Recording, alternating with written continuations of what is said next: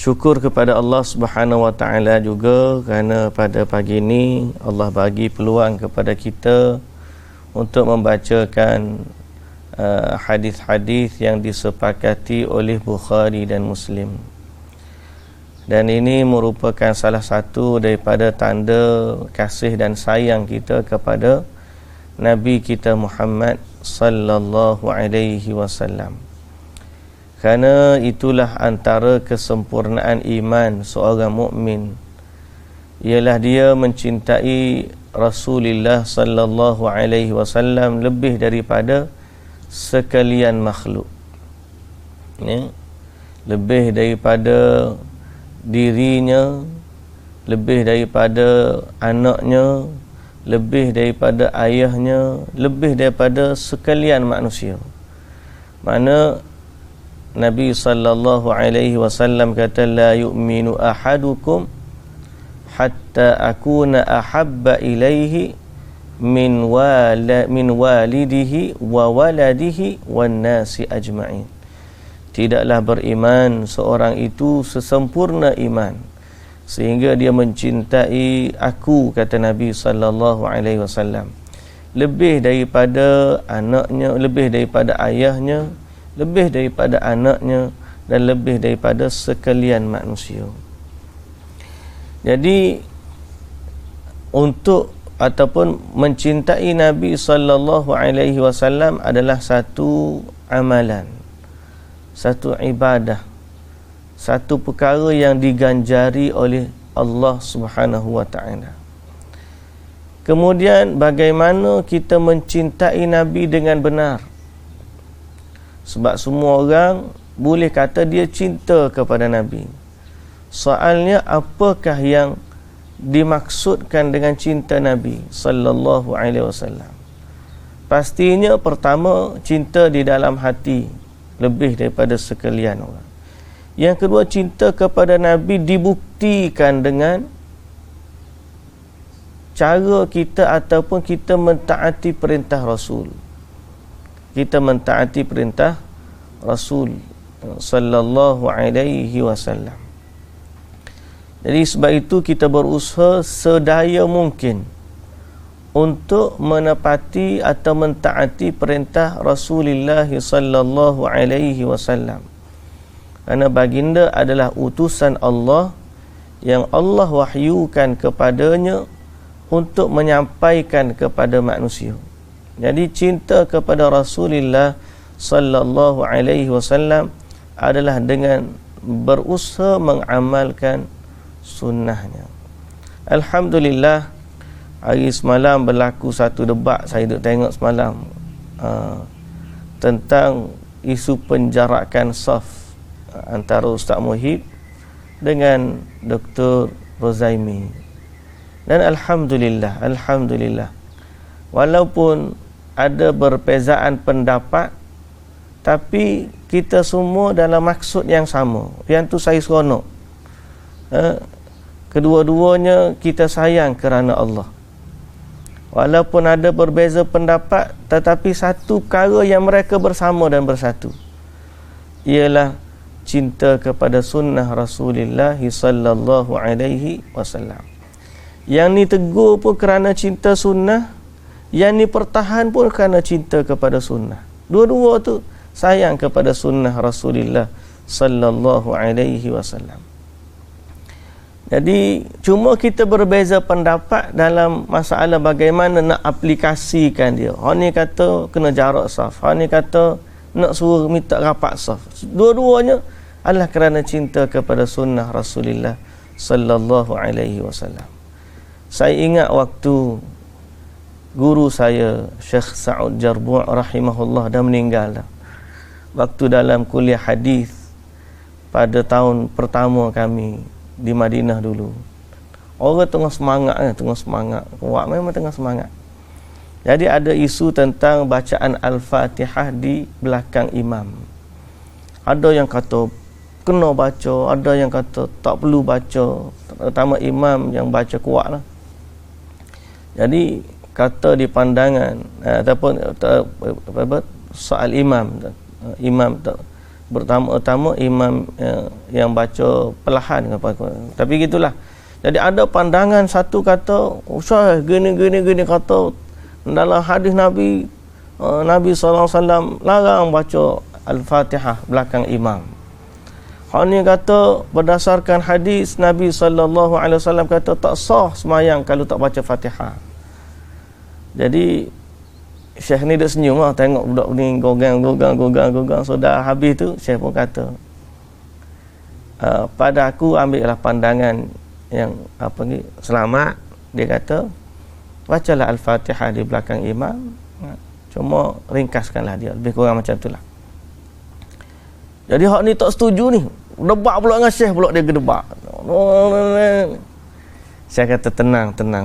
Aku kata ginilah, dia kata orang yang suruh kamu diam belakang imam, siapa dia? Nabi kan? Adalah orang yang sama suruh kamu baca Fatihah. Boleh faham tak? Orang yang suruh kamu jangan baca Fatihah ataupun jangan baca di belakang imam adalah orang yang sama kata suruh baca Fatihah dalam. Maknanya kita ni berdebat tentang orang yang sama. Mana kita ni berusaha untuk mengembalikan kepada orang sama. Jadi kalau kata-kata orang yang suruh merapatkan saf tu siapa dia? Nabi sallallahu alaihi wasallam. Adalah juga orang yang sama suruh kita menjaga nyawa. Adalah orang yang sama supaya menjaga kita kembalikan kepada ilmu, kepada ahlinya. Jadi kita kedua-dua tu semalam saya pun tengok, alhamdulillah. Saya seronok dan saya rasa ini adalah satu benda yang baik dan menggembirakan kita, di mana apabila dua orang saling berhujah dalam merealisasikan cinta kepada sunnah Rasulullah sallallahu alaihi wasallam. Jadi kita ni alhamdulillah apabila orang dah banyak baca hadis, orang yang banyak dengar perkataan Rasulullah sallallahu alaihi wasallam, maka akan bertambahlah kasih sayang mereka terhadap Rasulullah sallallahu alaihi wasallam, dan akan bertambahlah usaha dan upaya mereka untuk mentaati Rasulullah sallallahu alaihi wasallam dan menghidupkan sunnah baginda di dalam masyarakat. Cuma berbeza pendapat itu biasalah. Okey. Ada orang dia baca hadis sudut ni, dia tengok pada sudut angle pandangan dia. Saya tengok alhamdulillah dua-dua ada sudut pandang masing-masing, tetapi kedua-duanya bersatu di atas mencintai sunnah Rasulullah sallallahu alaihi wasallam. Semoga Allah menjaga keduanya, semoga Allah memberikan taufik dan hidayah kepada keduanya, dan semoga Allah Subhanahu wa taala memberikan hidayah taufik kepada semua orang Islam. Kawan saya dia sebut kita belajar tanah Arab ni, kita tak bimbang tengok orang Arab bergaduh gitu. Bukan bergaduh lah, berhujah, berdebat. Sebab kita tahu orang Arab ni walaupun kita tengok dia vokal, walaupun dia, tapi dalam sudut dia mudah tenang, dia mudah terima. Lepas daripada habis tu kan habis lah. Orang Arab ni gaduh gong habis tu habis lah orang Arab begitu lah. Hak kita bimbang ni hak duduk komen dalam ni, hak debat hak bawa dalam komen tu duduk debat, Allahu akbar. Hak orang Melayu ni payah sikit. Orang Melayu dia makan dalam. Nah, orang Melayu ni dia tak tubik mulut dia, makan dalam dia. Malah dok tak setuju gini. Dia tak bagi tahu dia tak setuju. Tu yang masalahnya. Jadi akhirnya hilanglah panggil ukhuwah kita dan sebagainya, tak tegur siapa. Jadi kita kata Nabi yang sama yang suruh kita dapatkan saf, Nabi yang sama juga yang suruh kita jaga nyawa. Dan Nabi yang sama juga suruh kita berukhuwah. Jadi hak atas kita tak bimbang. Bila orang alim berselisih pendapat, kita tak bimbang. Hak kita bimbang ni orang badui macam kita ni, macam saya ni tak badui ni. Orang-orang kampung kita ni badui. Kalau badui Arab tak apa lagi. Kalau badui Melayu ni dia punya dalam jiwa dia ni Allah payahlah. Kalau orang Arab dia sallu ala nabi gak salam alhamdulillah beres. Tapi orang Melayu ni lepas daripada tu 4 hari 4 malam tak tegur siapa lagi. Kalau 4 hari 4 malam tak apa, kena 4 bulan, mari 4 tahun. Boleh jadi sebab Allah. Selisih sikit pendapat anak sama anak balah. Gaduh kat main basikal je. Mak sama mak bertahun tak bertegur. Tu orang panggil khilaf orang Melayu dia lagu tu. Badui, orang Melayu Badui. Bukan orang Arab Badui dah, orang Melayu Badui. Kalau orang Melayu, orang alim, orang tahu, dia tahu di mana mahallul khilaf, mahallun niza'. Mana tempat kita berselisih pendapat, mana yang tempat kita bersama, mana angle yang kita nak angkat sebagai titik persamaan, dan tahu mana besarnya khilaf kita dan sebagainya. Jadi kedua-duanya hafizahumallah, kedua-duanya semoga Allah Subhanahu wa taala menjaga. Dan satu benda yang baik bila kita boleh tengok orang berbicara di atas satu pentas kerana cinta kepada sunnah Rasulullah sallallahu alaihi wasallam. Kesimpulan tuan-tuan buat sendirilah. Kesimpulan dia. Baik, hari ni kita nak baca hadis. Kita ni orang kampung ni baca hadis lah, nak debat tak pandang.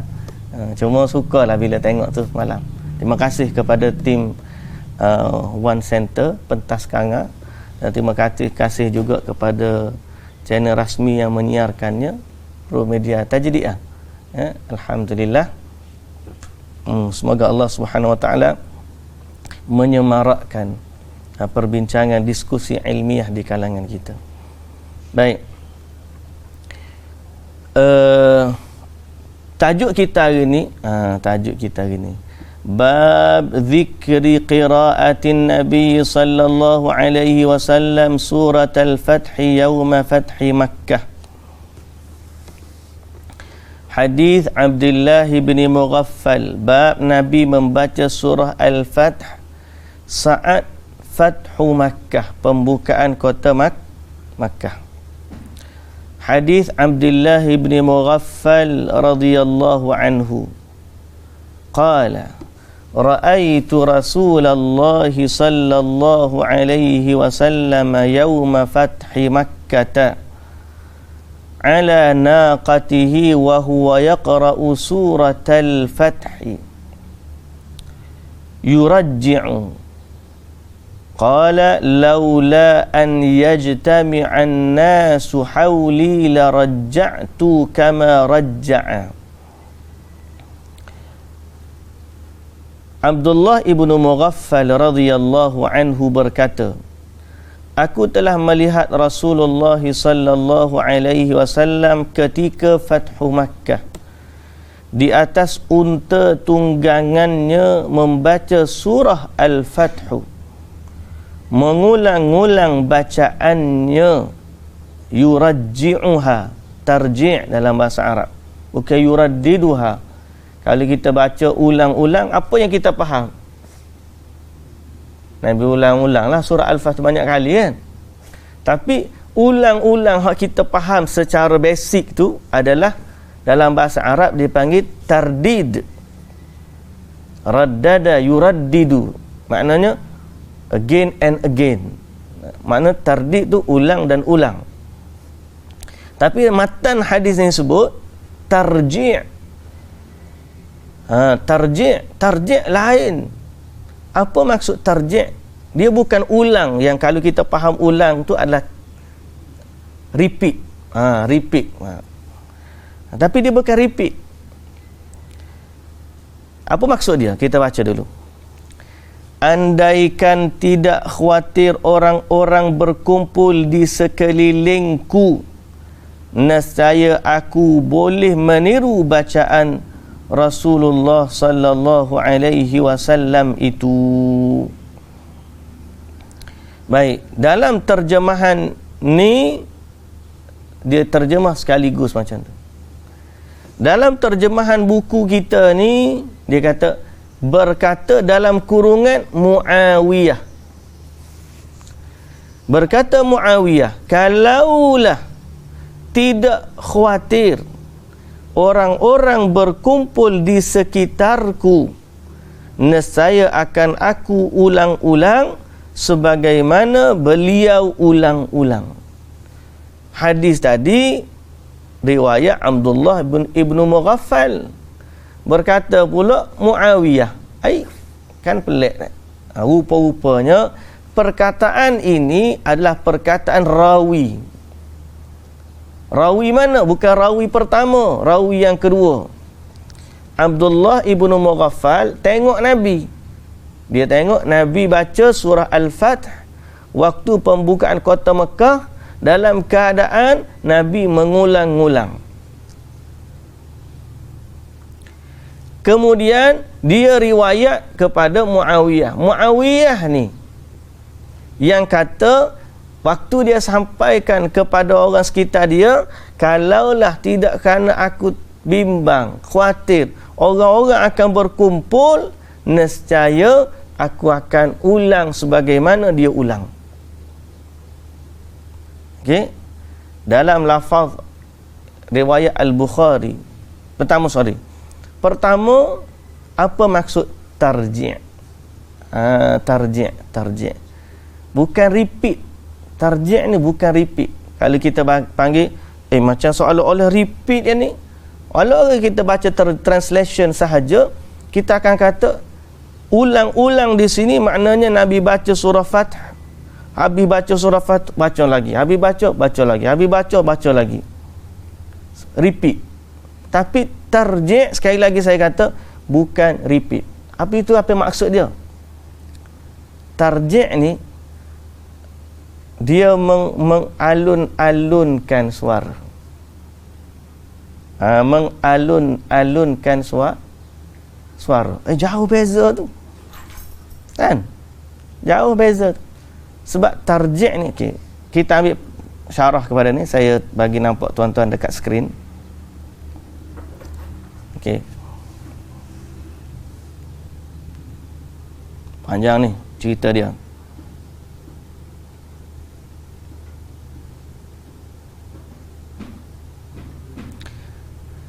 Okey.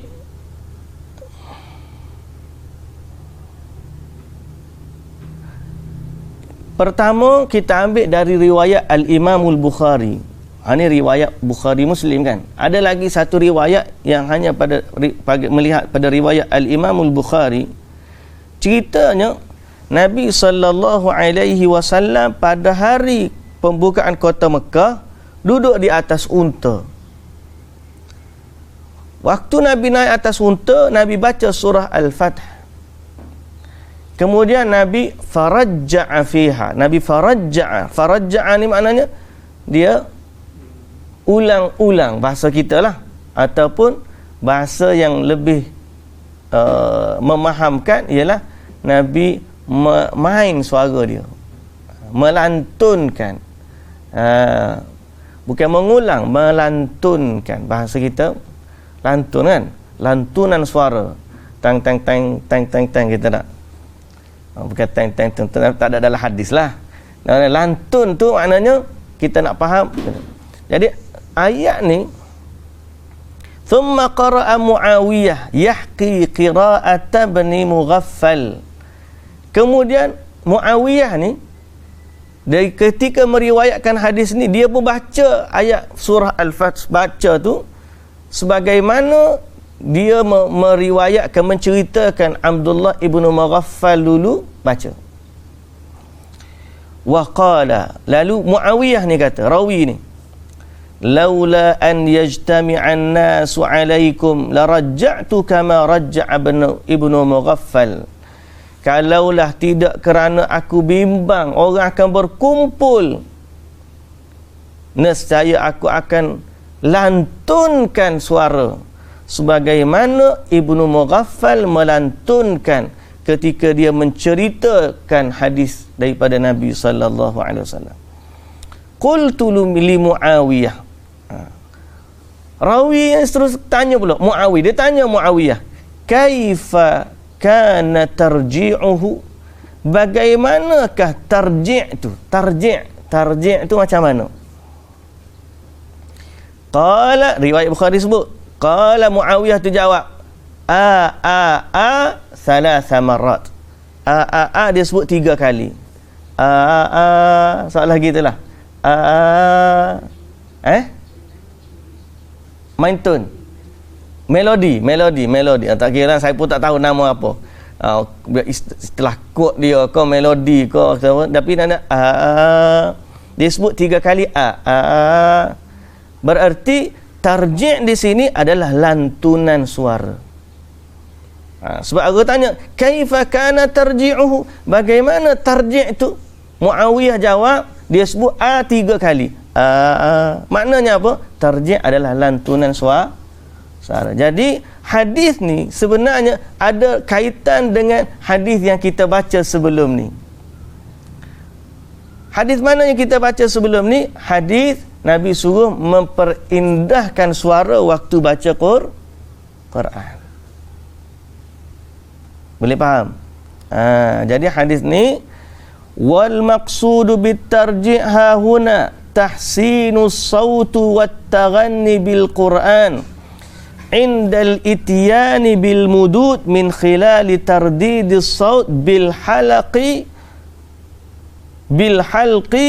wa isba'il al-maddi. Disebut di sini maksud tarji' di sini adalah memperindahkan suara dan melagukan Quran ketika membaca mad. Mad kan panjang. Waladdallin. Mana ada kalau kita tengok Syekh Sudaih lagi lah banyak dia punya tu. Dia suka main suara dia tu kan. In was-samaa'i wat-tariq. Contohnya.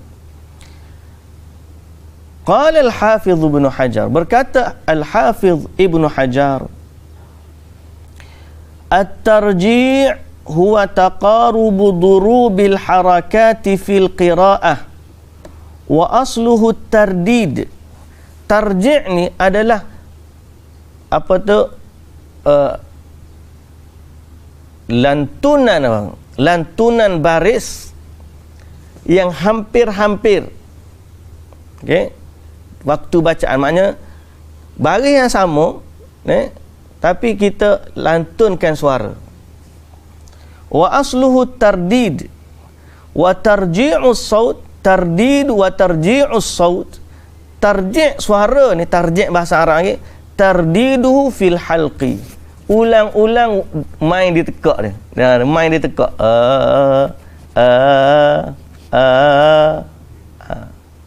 Jadi jangan baca Quran ni kita anggap baca Quran macam baca berita. Wa idh qala Ibrahim rabbi arini kaifa tuhyil mauta qala awalam tu'min qala bala wala. Kalau baca macam tu dalam semayang, apa tu iman ni baca gapo tak tahu ni. Lantunkanlah suara. Wa idh qala Ibrahim rabbi arini kaifa tuhyil mauta. Kalau hak panjang tu tarik panjang. Baik. Wa qad fassarahu kama sayati fi hadits Abdullah bin Mughaffal madhkur fi hadzal bab fi kitab at-tauhid. Thumma qalu yahtamilu amrayni. Okey. Kemudian mereka pun kata, berselisih pendapat. Tarjih Nabi tu, suara Nabi tu maknanya apa? Qalu ahaduhuma anna dhalika hadatha min hazzin naqah. Ada kata Nabi baca bunyi macam tu sebab naik unta. Macam orang naik unta kan, dia macam kita macam naik bongo. Wal akhar annahu ashba'al mad fi mawdi'ihi fahadatha dhalika. Ada kata bukan sebab unta, memang Nabi panjangkan huruf mad tu sehingga berlaku lantunan suara. Wa hadha tsani ashbaha bis-siyaq. Okey. Dan yang kedua ni maknanya memang Nabi baca panjang dan lantunkan suara sebab mad bukan sebab unta. Itu lebih hampir dengan siyak. Siyak ni waktu ayat tu datang. Okey. Sebab apa? Sebab datang dalam riwayat kata, kalaulah tidak kerana aku bimbang orang berkumpul, nescaya akan baca macam tu. Kerana apa? Sebab bila kita baca macam tu, orang akan tertarik. Bila orang tertarik, maknanya lantunan yang elok, bukan lantunan unta.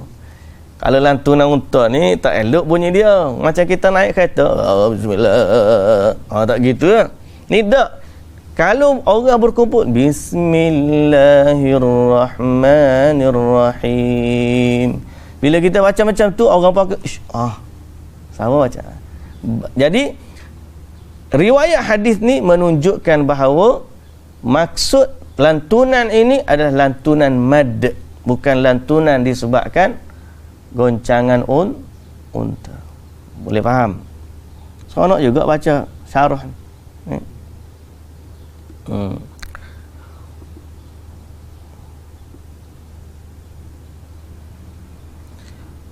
Dan waqad thabata at-tarji' fi ghairi hadha al-mawdi'. Menunjukkan juga hadis ni adalah lantunan suara adalah kerana Nabi SAW baca dengan lantunan bukan pada hadis ni saja.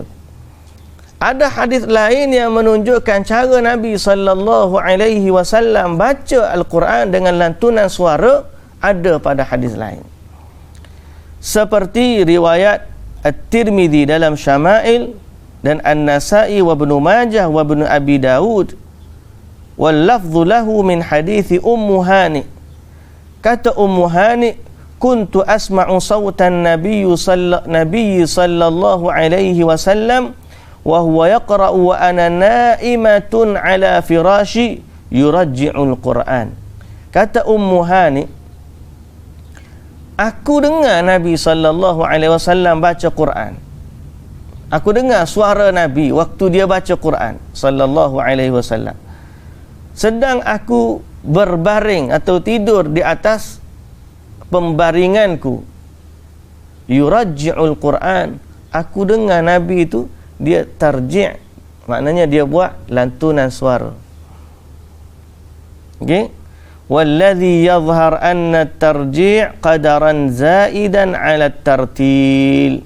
Yang zahir adalah tarji' ini qadar yang lebih lagi daripada tartil. Tartil tu baca perlahan dah, dia ni tambah lagi lagu.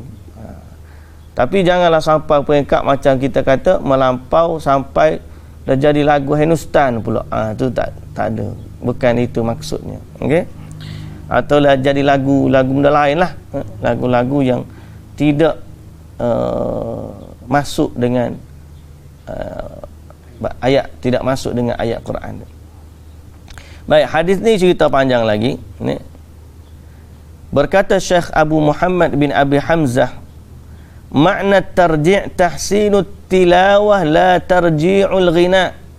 Maksud daripada tarji' adalah memperelokkan bacaan, bukan menyanyi atau melagu-lagukan. Bukan melagu-lagukan. Lianna al-qira'ah bi tarji'il ghina tunafil khushu'. Kerana kalau tarji' dengan lagu ni menafikan kekhusyukan. Okey. Jadi Ibnu Qayyim pun sebut benda sama. Hadis ni berkumpul dengan hadis zayyinu aswatakum atau zayyinul Qur'an bi aswatikum. Perindahkanlah Al-Quran dengan suara kamu. Jadi itu yang dapat kita sebut secara ni tentang maksud tarji'. Supaya nanti kalau kita baca translation kita faham yang tanda situ. Ulang-ulang di sini maksudnya lantunan suara. Okey, lantunan suara. Okey, boleh faham. Kita pergi kepada hadis yang seterusnya. Bab nuzulus sakinati li qiraatil Quran. Bab turunnya ketenangan kerana membaca Al-Quran. Hadis Al-Bara' ibn Azib, qara'a rajulun al-kahfa fi ad-dari wa fi ad-dari dabbatu faja'alat tanfiru fasallama fa idza dababatun aw sahabatun ghashiyathu فذكره للنبي صلى الله عليه وسلم فقال اقرأ فلان فإنها السكينة نزلت للقرآن أو تنزلت للقرآن متفق عليه. Dari Al-Bara bin Azib radhiyallahu anhu berkata, ada orang membaca surah Al-Kahfi di rumahnya. Ada orang membaca surah Al-Kahfi di rumahnya, yang ada haiwan peliharaan. Lalu lelaki itu memberi, tiba-tiba haiwan itu tanfiru, lari ketakutan. Lalu lelaki itu memberi salam. Okey, dia selamat sini. Fasallama ni sini, dia memberi salam. Betul kan tu? Ia selamat tu kurang tepat. Ia memberi salam. Makna dia baca tu waktu dalam bacaan salat dia, kemudian dia beri salam. Falamma sallama atau fasallama fa idza dababatun, dia memberi salam, tiba-tiba ada awan nipis atau sahabatun ghasyiyathu, yang menyelubunginya, menyelimutinya atau menutupinya. Lalu kejadian itu diceritakan kepada Nabi sallallahu alaihi wasallam. Maka Nabi sallallahu alaihi wasallam bersabda, bacalah surah itu wahai fulan, sebab itu adalah keterangan yang turun kerana Al-Quran, atau turun perlahan kerana Al-Quran. Baik, jadi hadis ni menunjukkan apabila seorang itu membaca Al-Quran, turun kepadanya ketenangan. Sebab Nabi SAW kata, nazalat alaihi sakinah. Baik, hadis dalam bab yang sama, turun yang ketenangan, ialah hadis yang lebih panjang. Hadis Usaid ibn Hudayr. Usaid ibn Hudayr. Siapa dia Usaid ibn Hudayr ni? Dia adalah salah seorang daripada pemimpin orang Madinah. Waktu tu pemimpin Madinah ni ada dua, Sa'ad ibn Mu'adh dan juga Usaid ibn Hudayr. Dan dialah, dua-dua orang ni lah yang menyebabkan masuknya penduduk Madinah kepada Islam. Itu antara jasa besar dua-dua ni. Sehingga Sa'ad ibn Mu'adh radhiyallahu anhu bila mati gegar arash. Ihtazza arsyur rahman. Bergegar arash ar-Rahman kerana meninggalnya Sa'ad ibn Mu'adh. Regu dia adalah Usaid ibn Hudayr. Waktu mula-mula duta Nabi sallallahu alaihi wasallam ke Madinah, siapa dia? Mus'ab ibnu Umair radhiyallahu anhu. Dia utuskan ke Madinah setelah berlakunya perjanjian Aqabah. Yang pertama, diutuskan ke Madinah untuk mengajar Quran. Jadi bila dia pergi ke Madinah, mula-mula orang nak halau dia lah. Orang nak halau dia. Tapi dua orang ni dia datang jumpa Mus'ab. Nak suruh Mus'ab ni pergi balik ke Mekah. Tapi Mus'ab kata, dengar dulu, kamu kan orang bijak pandai. Jadi Sa'ad ibn Mu'adh duduk jauh, Usaid ibn Hudayr ni mari. Mu dengar dulu aku nak kata apa. Kalau aku kata ni baik, terima. Kalau kata tak baik, tolak. Kamu kan orang cerdik. Jadi dia baca bila baca Quran. Dia kata, menarik.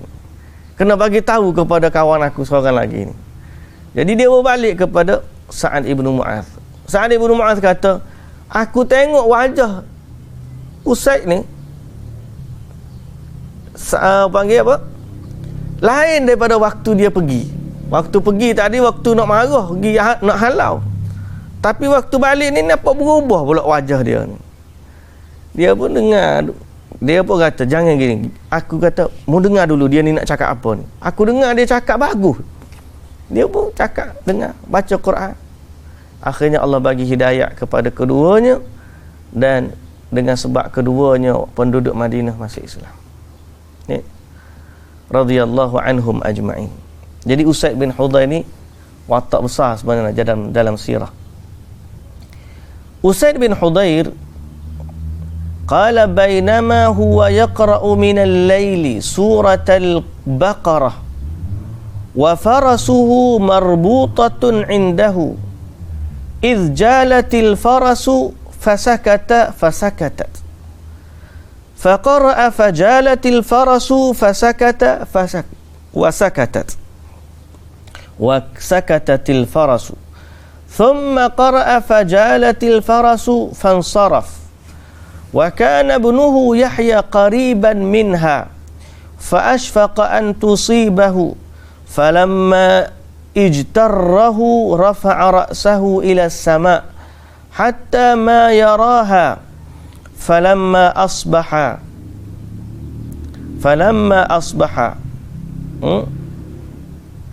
حدث النبي صلى الله عليه وسلم فقال اقرأ يا ابن حضير قال فأشفقت يا رسول الله أن تطأ يحيى وكان منها قريبا فرفعت رأسي فانصرفت إليه فرفعت رأسي إلى السماء فإذا مثل الظلة فيها أمثال المصابيح فخرجت حتى لا أراها قال وتدري ما ذاك قال لا قال تلك الملائكة دنت لصوتك ولو قرأت لأصبحت ينظر الناس إليها لا تتوارى منهم متفق عليه. Usaid bin Hudayr radhiyallahu anhu berkata, pada suatu malam ketika dia sedang membaca surah Al-Baqarah, di malam hari dia baca surah Baqarah, sementara kudanya terikat tidak jauh darinya, tiba-tiba kuda itu gelisah ketakutan. Kuda tu bunyi macam tu, gelisah kuda tu. Ketika berhenti, bila dia dengar kuda macam tu, dia berhenti. Kuda tu berhenti. Kemudian dia membaca lagi, kudanya kembali ketakutan. Lalu dia berhenti, kudanya diam lagi. Kemudian dia baca lagi, kudanya gelisah lagi. 3 kali baca, 3 kali berhenti. Lalu dia bangun, sebab anaknya, puteranya yang bernama Yahya tidur tidak jauh dari tempat kuda itu, kerana khawatir kalau kuda itu memijak puteranya. Dia pun takut kuda tu duduk main terkejut ni, pijak anak dia, takut dia pun berhenti, dia pergi. Kemudian ketika kuda itu ditarik, ketika menarik kuda itu, apabila dia tarik kuda tu, ijtarrahu,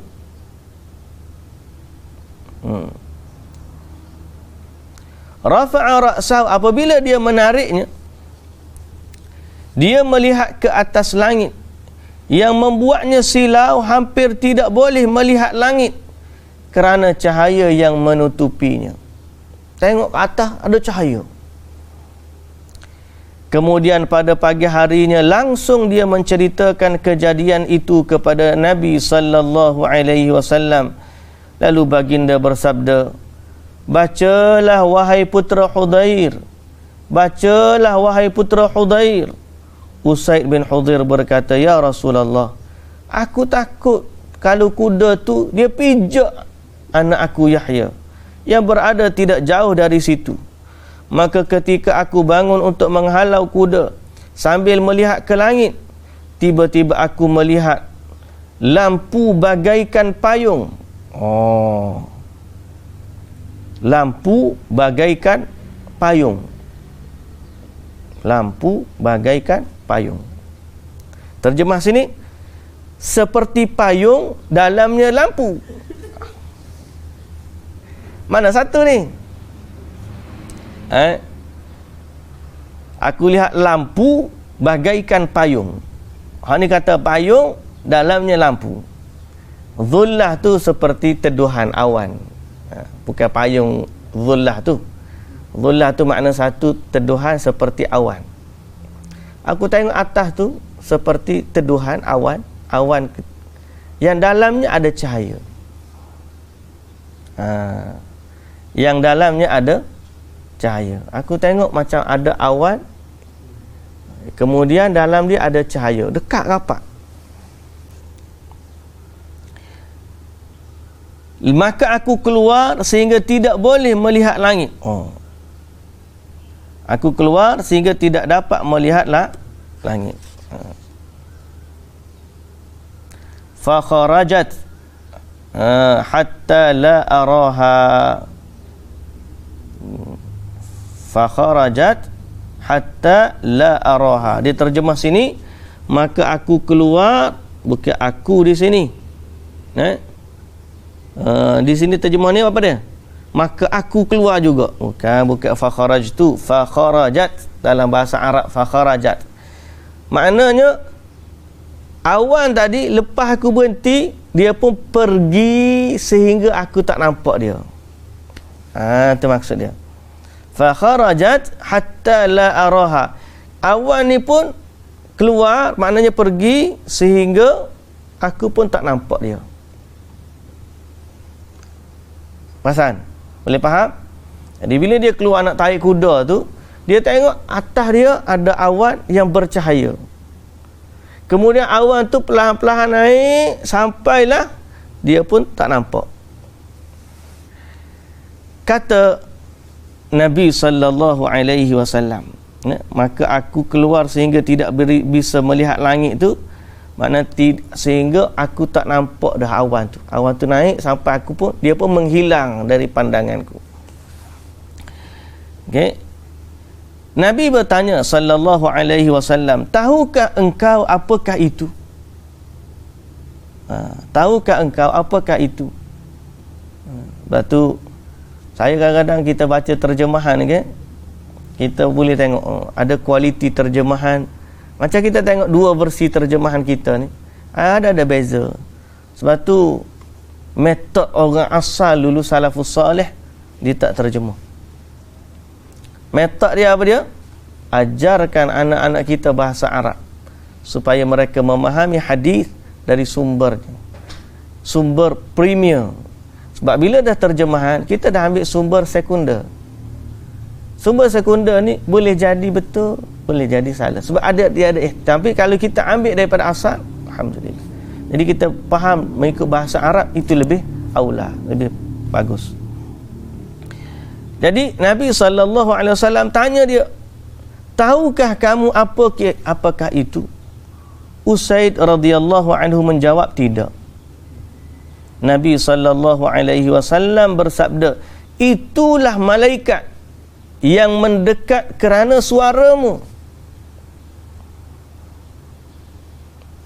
Sekiranya engkau terus membaca sampai pagi, nescaya orang-orang akan boleh melihat itu dan tidak terhalang dari mereka.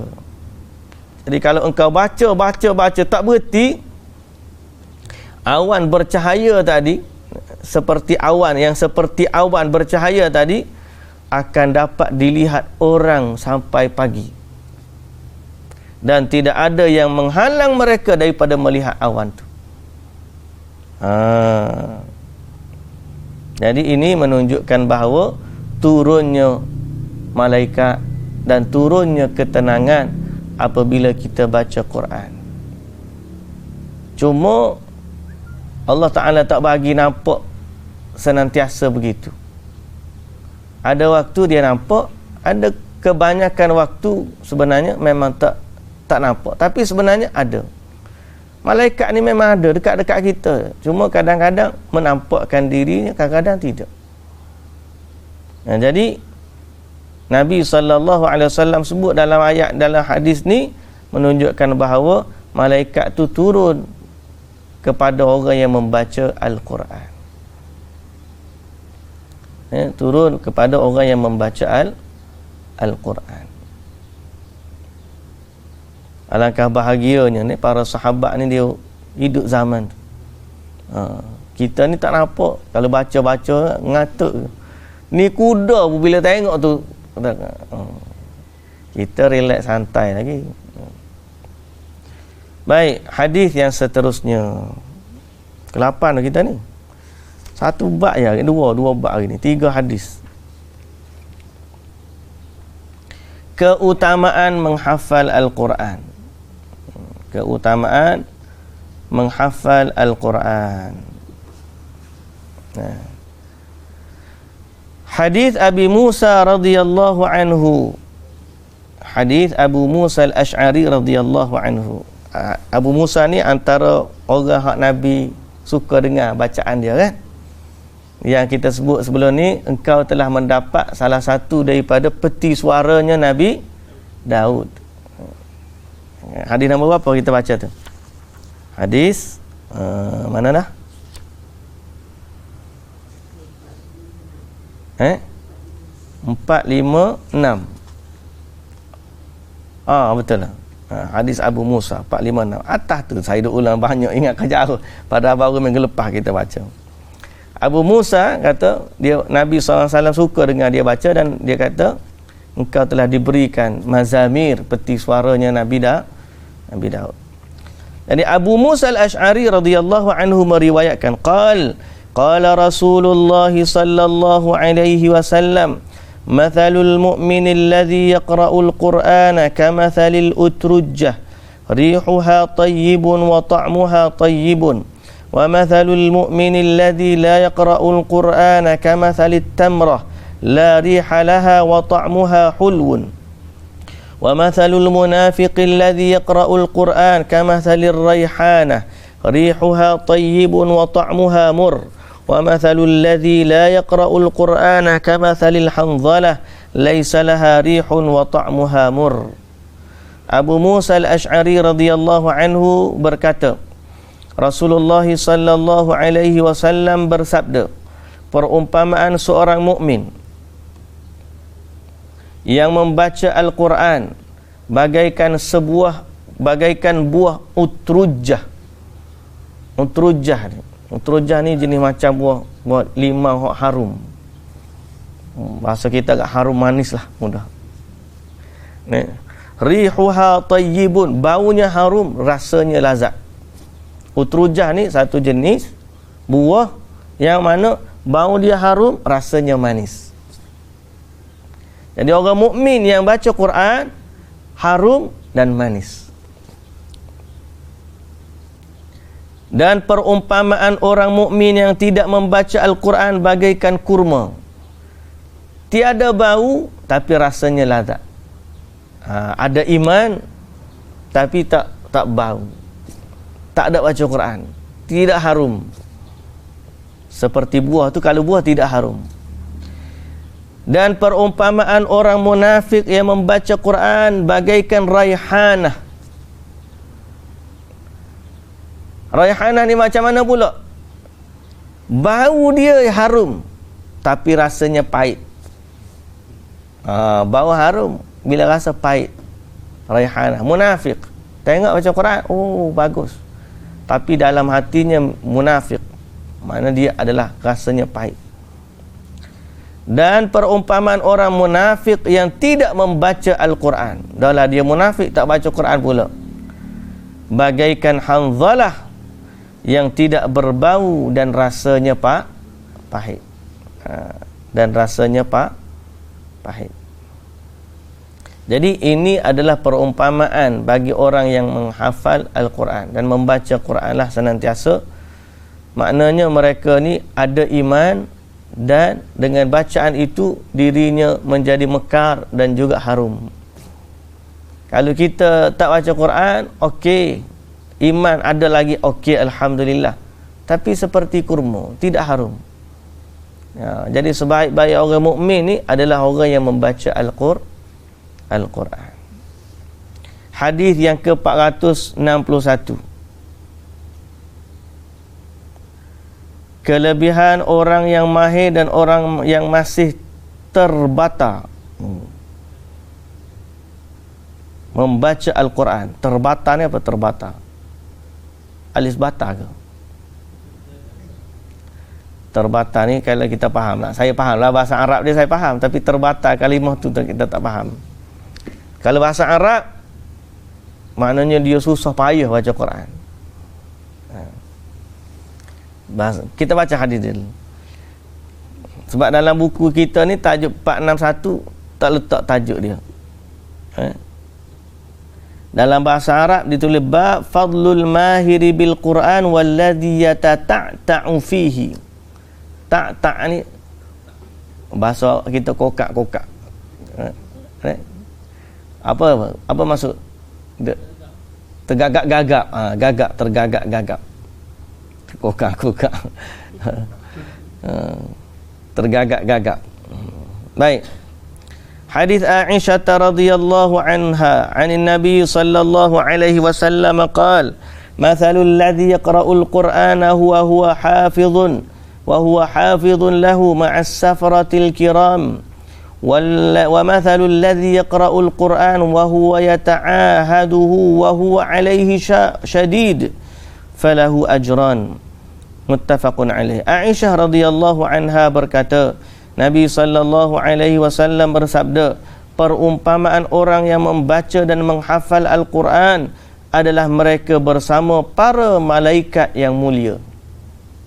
Sedang orang yang membaca Al-Quran dan merasa sulit, susah dia baca, kan tetapi terus membacanya, pergi lagi, walaupun salah pun baca juga. Ustaz tegur pun tak putus asa. Alhamdulillah. Ada setengah tu kena tegur 2-3 kali, pakai tak mari ngaji dah. Ni alhamdulillah, baca juga. Tetap berusaha membacanya walaupun sulit. Maka baginya 2 pahala. Ada kelebihan rupanya bagi orang yang baca Al-Quran dalam keadaan payah. Jadi dia dapat 2 pahala. Orang yang baca Quran lancar ada kelebihan dia bersama dengan para malaikat. Orang yang baca Quran tergagap-gagap dapat 2 pahala. Jadi dua-dua ni ada kelebihan. Maknanya kita baca Quran ni dalam apa jua keadaan kita dapat kebaikan. Orang lancar pun dapat kebaikan, orang tak lancar pun dapat kebaikan. Jadi berbahagialah bagi orang yang membaca Al-Quran. Membaca Al-Quran. Yang penting baca, jangan tak baca. Hak tak baca Quran, rugi. Sebab tu kita ni kadang-kadang dalam hidup kita cari soal keberkatan lebih daripada benda yang zahir. Dalam hidup ni ada keberkatan. Kadang-kadang kerja kita bila kita baca Quran, kerja yang sepatutnya jadi payah dipermudahkan oleh Allah dengan sebab keberkatan. Kalau kita panggil apa, saya baca kat mana saya lupa, dia seorang businessman, dia kata saya pergi masjid hari tu, saya tengok dia cerita tak imam ke tak bila dia pergi awal sebelum subuh, dia buka siap dah buka, lepas tu dia tengok lepas pada tu bila dia sampai sebelum subuh ni ada dah seorang businessman duduk mengaji. Jadi dia pun pergi sembang. Dia kata memang itulah rutin dia kata. Sebab apa?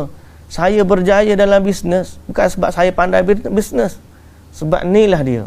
Saya pagi-pagi baca, kemudian Allah Ta'ala dengan keberkatan Al-Quran Allah bagi. Itu sebagai contoh. Berapa banyak kita ni kadang-kadang kita dipermudahkan urusan hidup apabila kita senantiasa dengan Al-Quran. Carilah keberkatan. Walaupun kita payah baca, boleh setengah muka surat sehari tak apa dah. Satu muka surat alhamdulillah, tapi jangan tak baca langsung.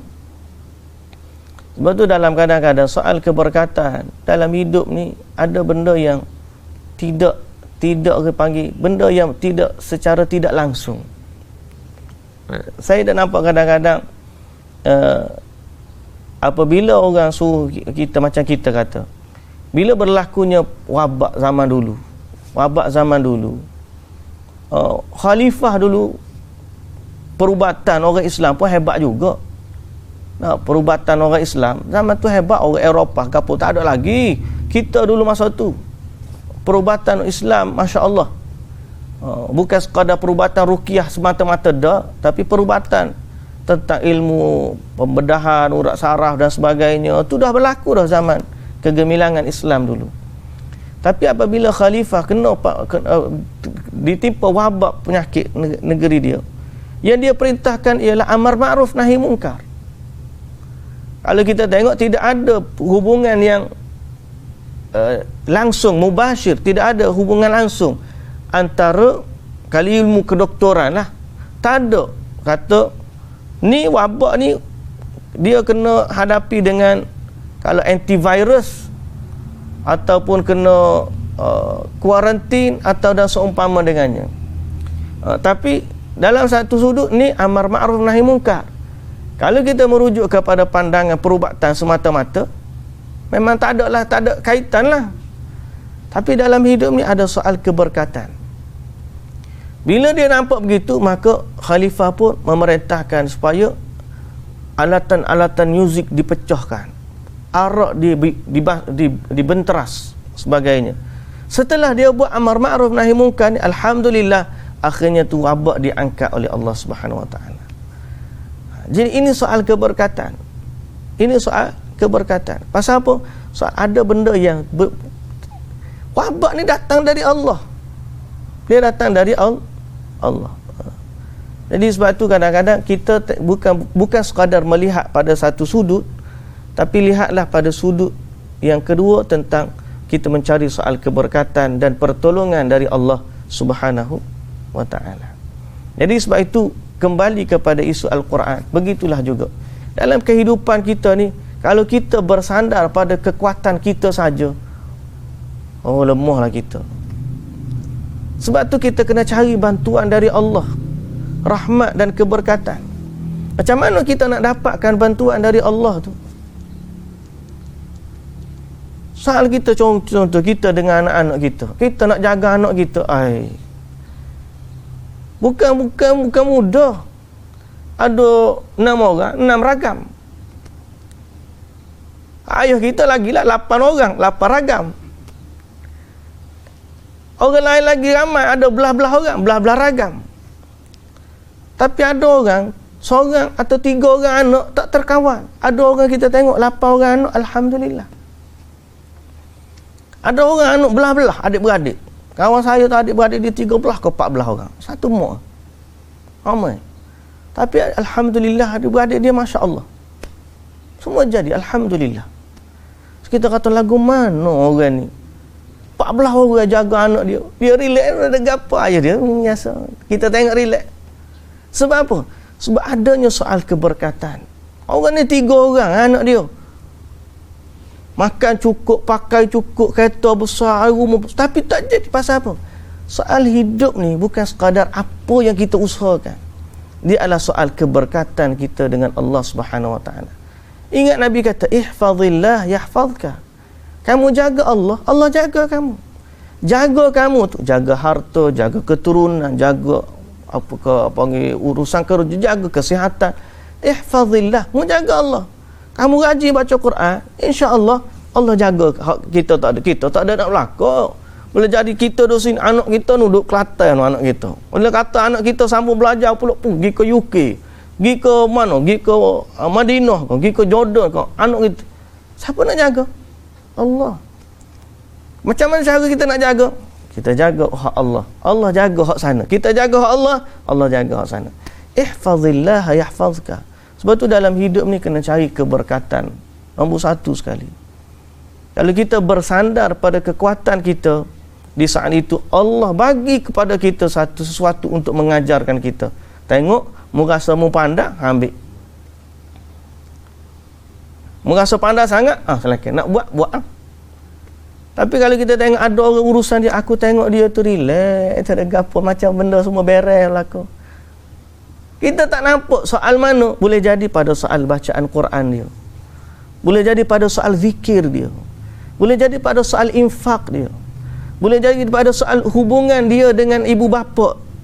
Boleh jadi dengan sebab hubungan dia dengan jiran tetangga.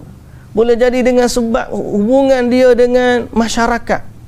Sehingga Allah Ta'ala permudahkan baginya banyak urusan. Kita tak tahu. Boleh jadi setengah muka surat satu hari, Allah mempermudahkan kita banyak urusan hidup. Kita tak tahu. Betul tak? Jadi sebab tu saya pesan, berdasarkan hadis yang kita baca hari ni, orang yang baca Quran mahir pun dapat pahala, orang yang baca Quran merangkak pun dapat pahala. Conclusionnya ialah bacalah Al-Quran. Kerana sesungguhnya dia memberikan kebaikan dunia dan akhirat bagi kita. Walaupun saya tahu saya banyak kurang dalam bab ni, tapi hadis ni menasihati kita. Jangan dengar sebab saya dah, sebab ini adalah hadis Nabi sallallahu alaihi wasallam. Ya, semoga Allah Subhanahu wa taala memberkati kita semua. Insya-Allah kita akan sambung pada bab yang seterusnya, bab sunnah membacakan Al-Quran kepada orang yang pandai Al-Quran. Meskipun orang yang membaca lebih utama dari yang dibacakan kepadanya Al-Quran. Sunnah dibacakan Al-Quran kepada orang-orang yang utama, yang ada keutamaan. Tapi dalam buku kita sebut sunnah belajar Quran kepada orang yang pandai dan mulia. Mana kita ni kalau kita jumpa ahli Quran, kita suka untuk dengar dia baca Quran. Dan kita suka belajar Quran dengan orang yang ada kepandaian ahli dalam Quran, walaupun sebenarnya kita tahu bab tu. Jadi mungkin kita ni terimam, tapi kita dengar seorang tu ada guru Quran, kita pergi baca dengan dia. Saya nak baca, ataupun kita suruh dia baca Quran, kita nak dengar bacaan dia. Kalau masa kita lah ni, walaupun kita ni ahli Quran dah, sunat juga kita dengar juga bacaan orang-orang lain dan sebagainya. Lebih kurang macam itulah. InsyaAllah kita akan baca lagi lepas daripada ni hadis yang ke-462.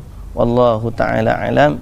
Subhanakallahumma wa bihamdika asyhadu an la ilaha illa anta astaghfiruka wa atubu ilaik. Aqulu qawli hadha wa astaghfirullahal azim li wa lakum. Wassalamu alaikum warahmatullahi wabarakatuh.